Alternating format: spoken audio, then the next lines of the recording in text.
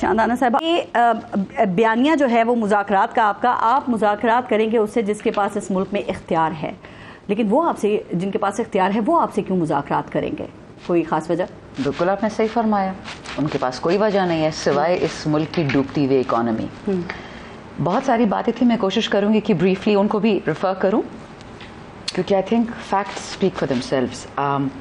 P D am part 1 جب آئی تھی تو وہ غربت ختم کرنے آئی تھی، بٹ ماشاءاللہ جاتے جاتے غریب کو ختم کر گئی۔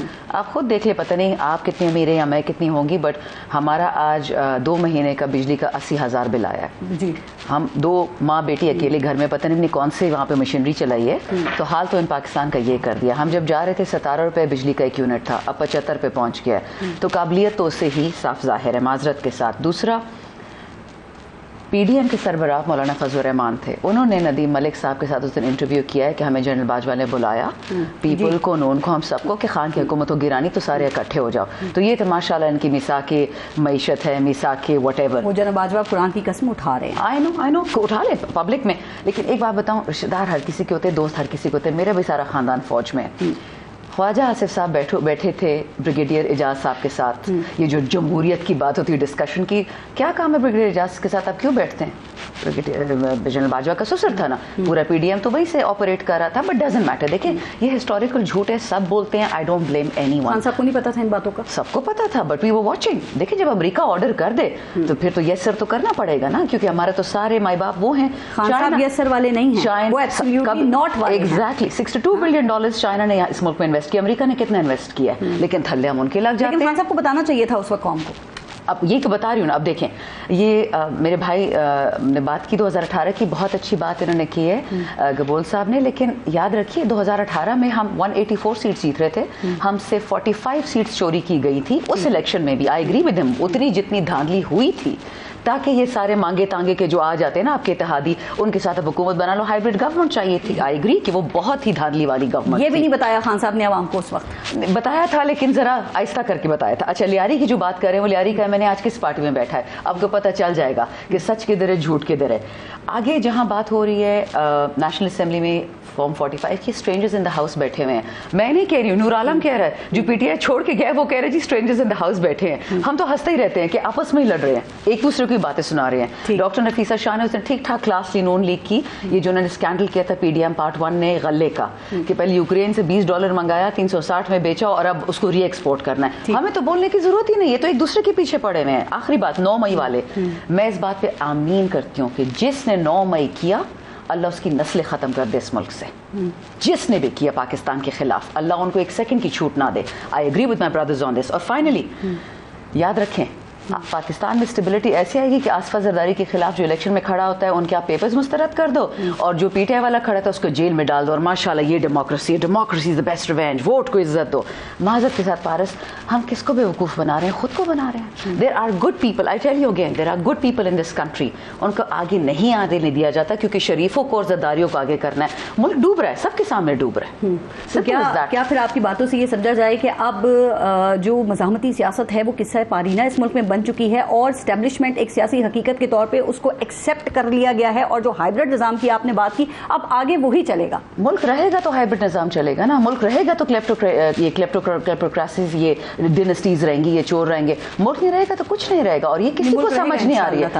دیکھیں یہ ملک 27 رمضان کے شب کو ملا تھا، یہ کمزوری سیاست دانوں کی ہے۔ یہ آپ لوگوں نے کسی کو اسپیس دی ہے تو کوئی مداخلت کرتا ہے، آپ لوگ ساتھ مل کر بیٹھتے تو یہ دن نہ دیکھنا پڑتا۔ بات بتاؤ پارس، اتنی تو ہماری یاداشت شکر ہے، بنگلہ دیش ہمیں کیوں کھویا تھا؟ 5% of Pakistan want status quo. 95% of Pakistan, including politicians, including army, including police, ہم چینج چاہتے ہیں۔ چینج کو نہیں ریزسٹ کیا جاتا، مزید لوگ تنگ آ گئے ہیں۔ 76 سال سے یہ سسٹم چل رہا ہے، سسٹم نہیں چل رہا، یہ پھٹ گیا یہ سسٹم، یہ غریب کے لیے نہیں چلتا، یہ مڈل کلاس کے لیے نہیں چلتا۔ یہ 5% جو آپ کے سیٹ ہیں، جو میڈیا ہاؤس والے ہیں، جو مولوی ہے، جو بیوروکریٹ ہے، ہر جگہ ہوں گے، ان سب کو اپنی، اور یہ میں نہیں کہہ رہی، ورلڈ بینک کی اسٹڈی آپ نکال کے دیکھ لیں، اس کے علاوہ جو اپوزیشن ہوتا ہے وہ ایسی ہی باتیں کرتے ہیں، لیکن جب حکومت हुकूमत में आते हैं तो ये सारी बातें भूल जाते हैं। तो उस वक्त में याद रखने की जरूरत है ना, फिर आप देखिए बताते भी नहीं है, फिर आप कहते हैं नीची आवाज में बताते हैं, ये आवाम जोर ऊंचा सुनता है। मुझे तो खान साहब ने 10 महीने ब्लॉक किया हुआ था व्हाट्सएप पे, क्योंकि मुझे कुछ ज्यादा सच बोलने का शौक है, इसलिए मैं जेल भी गई थी।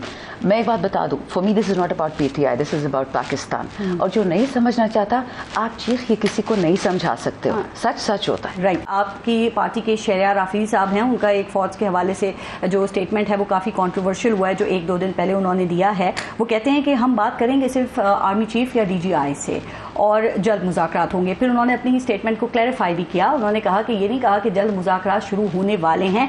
शानदाना साहबा, ये क्या नैरेटिव है? ना इस मुल्क में कोई मार्शल लॉ लगा हुआ है और आईनी तौर पे भी फौज हुकूमत से ऊपर तो नहीं है।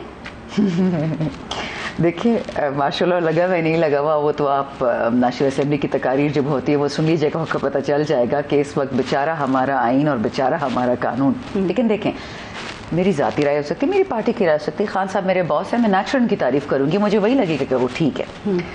इशू इस वक्त ये है, शहरियार अफरीदी ने एक फैक्चुअल बात की, उस पर लोग नाराज हो गए। अगर आप PTI की राय बता रहे थे? नहीं, वो अपनी राय बता रहे थे। अब सुने उन्होंने क्या कहा, वो कहते हैं कि why should we negotiate with PDM। General Bajwa ने VONC करवाया, साइफर आया, वोट ऑफ नो कॉन्फिडेंस करवाया, PDM पार्ट 1 आ गई, वो उसके बेनिफिशरीज थे। नैब के कवानीन सारे तरामीम हो गई, ओवरसीज वोटर्स का वोट बर्बाद कर दिया, सारा हो गया। PDM पार्ट 2 भी आ गई, उन्होंने भी 9 फरवरी को जो दूसरा इलेक्शन हुआ था फॉर्म 47 वाला, उससे फायदा लेके यहाँ बैठ गए।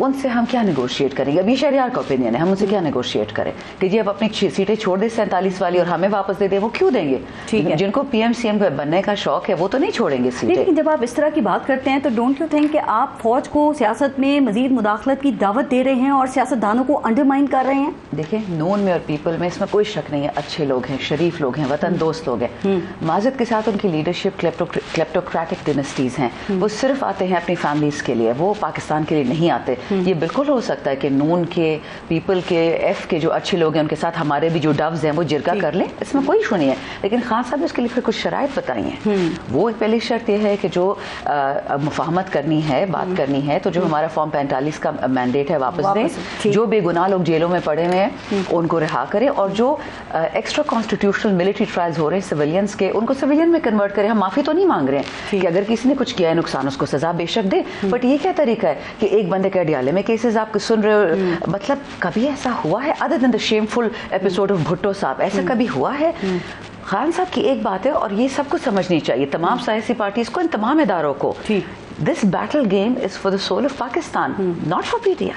और बहुत लोग हैं जिन्होंने जबरदस्ती दिल को आंखें बंद की हुई कि हमें तो नजर भी नहीं आ रहा, हम तो देख भी नहीं सकते। सियाने लोग हर पार्टी में हैं, बात सबसे हो सकती है, लेकिन शहरियार ने तो एक सोने की बात की कि एक बंदा खुद आके कहता है PDM पार्ट 1 कि जी हम तो बेकारी हैं। किसी की हिम्मत है कि पाकिस्तान को बेकारी कहे?